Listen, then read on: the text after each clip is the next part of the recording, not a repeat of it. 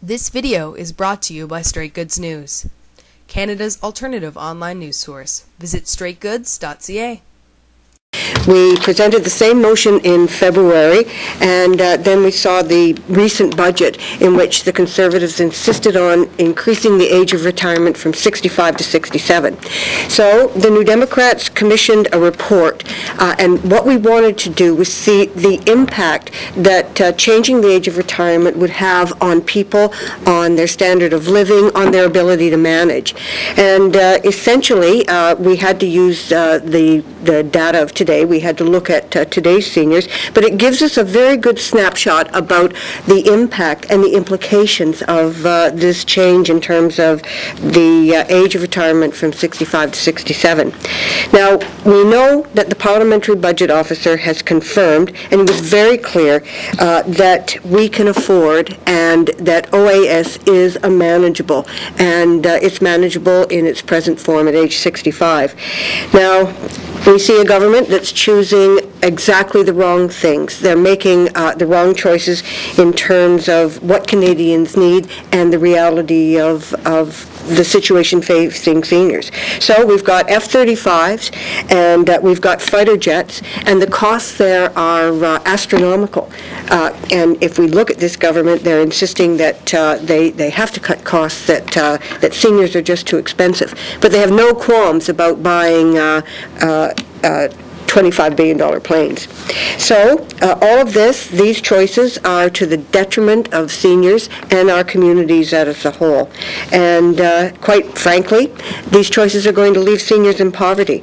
And all of the efforts that we've made in the past few years to reduce the amount of poverty faced by seniors is going to be wiped out.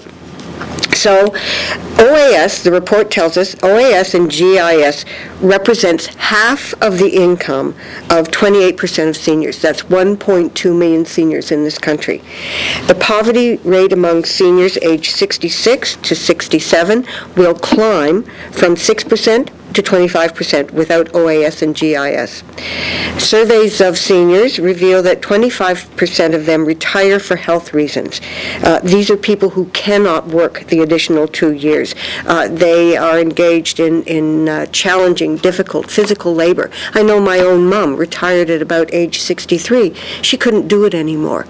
She's relatively healthy, but the work demanded of her was simply beyond her ability to cope with it.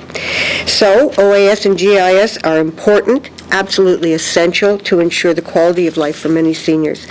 The Conservatives have forgotten about these seniors, including those who don't have a pension program with employers. And we know only 30% of Canadians at this point in time have a private pension. They count on the OAS and the GIS. It's their only source of income. Women, and this is elderly women, will be most severely affected. Because only 38% of women, 38% of women depend for half of their income on OAS and GIS. If the eligibility age is raised, some seniors will work longer to make up for the lack of income. Others won't be able to because they're simply not capable, and there's no jobs for them.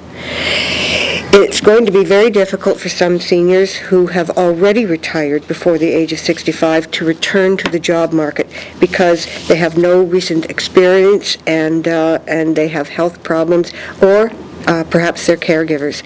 So what we're seeing here is a federal government that is stealthily undermining our social safety net. We've seen it with employment insurance. We've seen it with cuts to health care, downloading to the provinces, and now we're seeing it with OAS. And our message to the government, it's not too late. Yes, this is a bad decision. You've made a very poor choice, but you can change your mind. We're hoping that the motion today will move them along in that direction. There is always a right time for good choices, and this is the right time. Raising the age of OAS to 67 is a harsh decision that will have a lot of impacts. But do you feel feel that OAS is still sustainable in the long term, and what kind of adjustments can be done to make it sustainable in the long term? Yeah, it is absolutely sustainable, and we know that. We've looked at the government's own actuarial numbers, and we went back several years, 06, 07, and 2011, and their own numbers very, very clearly show that in terms of gross domestic product and the sustainability, it's there. The parliamentary budget officers back that up, and so has the OECD, and a former actuary for Canada Pension Plan. Very, very clear that we have the ability to make sure that our seniors are taken care of and that they're secure. And if you ask seniors, their number one concern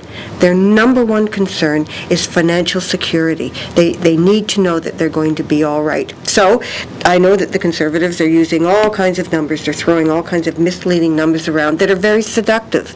But we have taken a very close look at the kind of good information that they had access to. I come back to undermining our social safety net. This is a government that doesn't believe in being government. They don't believe in what government is supposed to do, and they're not particularly attached to the social safety net that we've built up since 1927. But the reality is that we have to plan for the future. Yes, there's going to be a significant increase in the number of seniors. We're going to go from about 5 million now to 9.8 million by 2030. But we have to plan for that, and we can do that. We can look at ways of making sure that health care and the services provided are affordable and cost-effective. We can bring in an affordable housing strategy. We've been without one since 1993, and that will go a long way in terms of securing seniors and making sure that they have the lifestyle that they've earned. Running around and cutting them off is absolutely unacceptable.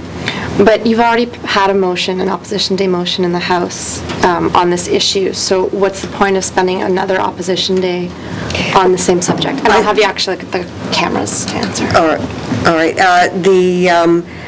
The point is to again present information to people in Canada, and to once again set out the case in terms of what is true and what is not. And we never stop. We are the official opposition, and our job is very much to oppose that which is bad, and in this case, this is a bad decision, and propose what is logical and good and practical. And that's precisely what we're doing. It's never too late to get smart, and we're hoping that this government does indeed listen and learn.